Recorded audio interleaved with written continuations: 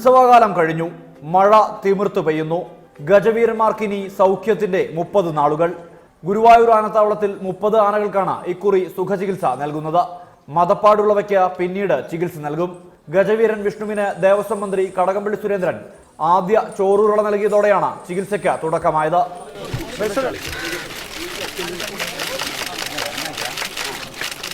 Ayurveda allopathy മരുന്നുകൾ ചേർത്ത ചോറൂരുള, അഷ്ടചൂർണം, ചവനപ്രാശം തുടങ്ങിയവ ചികിത്സയുടെ ഭാഗമായി നൽകും. 15 ലക്ഷം രൂപയാണ് ചികിത്സയ്ക്കായി ദേവസ്വം നീക്കിവെച്ചിട്ടുള്ളത്. ആനവിദഗ്ധർക്കൊപ്പം വെറ്റിനറി ഡോക്ടർമാരുടെ സേവനവും ഇക്കാലയളവിൽ പ്രയോജനപ്പെടുത്തിയിട്ടുണ്ട്. അതിൻ്റെ ഒരു ക്ഷീണം തീരാനൊക്കെ ആയിട്ട് സുഖചികിത്സ നടത്തുകയാണ്. പല മരുന്നുകളുമുണ്ട്, കൂട്ടി ചേർത്ത് കൊടുക്കും.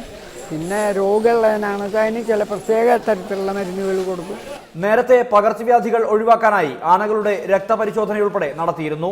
ചികിത്സാ കാലയളവിൽ പാപ്പാന്മാർക്കായി ബോധവൽക്കരണ ക്ലാസുകളും നടക്കും. റിപ്പോർട്ടർ, തൃശൂർ.